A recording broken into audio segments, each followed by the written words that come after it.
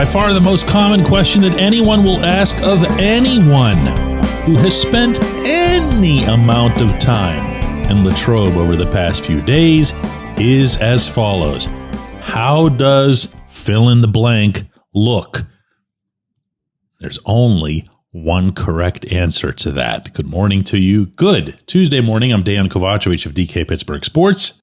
This is Daily Shot of Steelers. It comes your way bright and early every weekday. If you're into hockey and or baseball, I also cover two other teams in town, the Penguins and the Pirates, and offer daily shots of both of those as well. Today is the answer to all of those questions, meaning today is the first day you can see how somebody actually looks, let alone describe how somebody actually looks. Because today at 1:55 p.m. on Chuck Noll Field, the Steelers will assemble with pads on. They'll stretch with pads on. They'll line up with pads on. They will hit with pads on. And while some of those hits will be either delivered or received by players who've already been, to some fair extent, available for assessments, like wide receivers and defensive backs. Those are the ones that tend to stand out in the first few days. Those are the ones that you can say, hey, so-and-so made a great catch. You know why? Because the great catch really doesn't rely all that much on physicality in one direction or the other. It can, and great catches can be disrupted or even destroyed by physicality. But for the most part, that's what you get to see. You see throws, you see catches, you see pass breakups, you see interceptions, and then you just wait. You wait for the real football to begin. That's today. And what I want to see, more than anything, on this day, with all due respect to some of the splash that's really going to be available for the first time, like, for example, Caleb Johnson in the running game. Respectful to Jaylen Warren here. We know what he has. I want to see what the kid has. Defensively, seeing Jalen Ramsey be close to the line of scrimmage and making things happen up there. In addition to the coverage and the moving around that he's already done, let's not forget that Ramsey's always been, at his root, a physical player. But all of this for me is taking a backseat to the lines. And this year, for a change, I'm going to be looking at the other line. We can do the offensive line all year long. In fact, we probably will do the offensive line all year long, most unfortunately. But on the defensive side, there have been glimpses, and that's all that they can be, of Derek Harmon doing good things. There have been glimpses of Y.A. Black doing good things. Today isn't the day for glimpses. Today is the day for them to eat, as their own coach, Carl Dunbar, might say. Uses that line a lot, actually. Today is the day that Keanu Benton can begin to try to reestablish himself as a playmaker on this defense. To get to the backfield, to make things happen. No, you're still not allowed to sack the quarterback. There's common sense that's got to prevail. But get back there. Pull the figurative flag. Do the kick like TJ Watt does when he's convinced he would have had a sack in a normal setting. Because all this other stuff that's had some of us, I think it's fair to say, excited about this defense. It's been about the secondary. It's been about those names. It's been about the moving around. But all of it, just like on the offensive side, gets the plug pulled, if not for the line. I might end up being wrong about this, and it wouldn't bother me if I was. But the one player that I most want to see rise up in this training camp, as opposed to making a prediction or whatever, the one that I want to see rise up is Heyward. If you can get yourself a first-round, significant, dependable, dynamic talent and put that player next to Cam Heyward, you make Cam even better than he was in 2024. You make your defense way more versatile than it was in 2024. You make opposing offenses think twice about doing gimmicky stuff like chipping or even outright doubling your best player in TJ.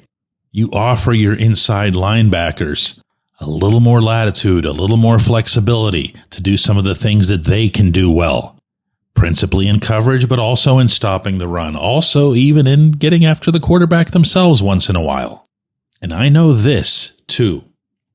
For this team to contend, now I'm not just talking about the defense, I'm talking about the whole team here. There's got to be one side of the football that's special. If you want to go ahead and get optimistic or even all the way romantic about the offense and say, yeah, this is all just going to be magical. They're going to figure it all out and they're going to be explosive out of nowhere. You go right ahead and do that. You're entitled to your own view on this. That won't be mine. For me, the defense has to be special. The defense has to be top 3, at the worst, top 5 in the league. And that begins in this context with the first round pick and on this day. When we come back, J1Q. This segment of Daily Shot is brought to you by our good friends at Mike's Beer Bar. They're located on Federal Street, directly across from PNC Park. Mike has more than 500 beers on tap, including from more than 50 local breweries. Stop in and say hello. Tell Mike we sent you. Mike's Beer Bar.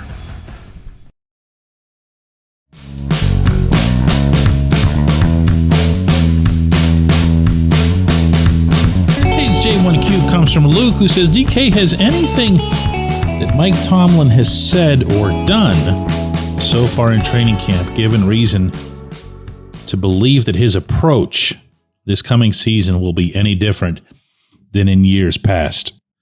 You know, I'm tempted to come right back, Luke, and say, no, of course not. I mean, he's Tomlin. He doesn't change anything. He sees change as, I don't want to say so much a sign of weakness, but as a sign of admission that he was wrong at some other stage of the process. That's not even a criticism. That's just actually who he is and who he's been for a long time now as head coach of the Steelers. And mark my words, not to change the subject here, he's going to fly that football team over there on Friday, meaning to Ireland, in advance of a Sunday game. Why? Because if he goes earlier, he'd be admitting that he did something wrong in 2013 when he flew over there on Friday to London and got smoked by a winless opponent. But to what you're actually asking here, his approach, is it going to be any different than years past? Yes. And that's in part because it has to be. And that's in part because the roster changed. The construction of the roster, the positional construction changed that necessitates this. Let me give you an example. In casual conversation away from microphones and podiums and so forth, Tomlin will talk a lot about positionless football. It's a term that blows from him freely. And he talks about having players who can just bounce around to different spots on the field. They're not assigned to stay within a certain landscape. They're free to roam. They're free to switch to this guy or to that guy or to this assignment or to that assignment, presuming, of course, that they know what the heck they're doing. So between him and Omar Khan and Andy Weidel, and however it is that all comes together with those three guys over those several months, they got their guys. Smart, aggressive, accomplished, smart, to keep throwing that in because you have to be to do this sort of thing. And they are very plainly, I would think, Luke, going to do something different defensively. And not just in the secondary.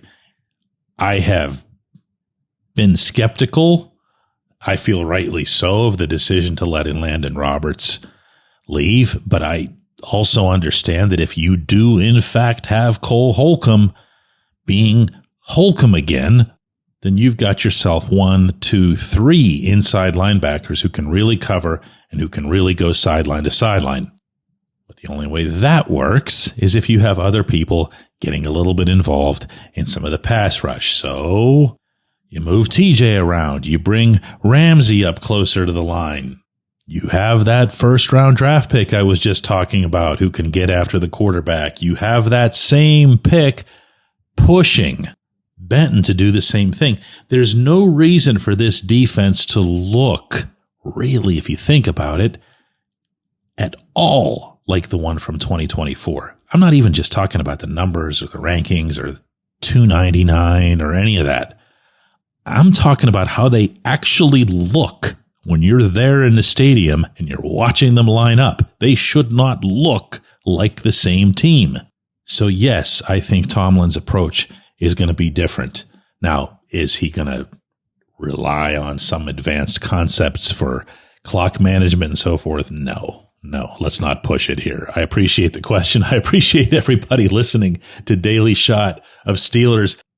Don't forget, we will be in Latrobe today all day, and we will have a double shot of Steelers that'll come your way at 5 p.m. Eastern. That's an hour later than usual to afford us the opportunity to, watch practice and interview the players as they're coming off the field. So it'll be at 5 p.m. Eastern, double shot of Steelers. Hope you can join us on our YouTube channel and, of course, on our own app and website, DK Pittsburgh Sports.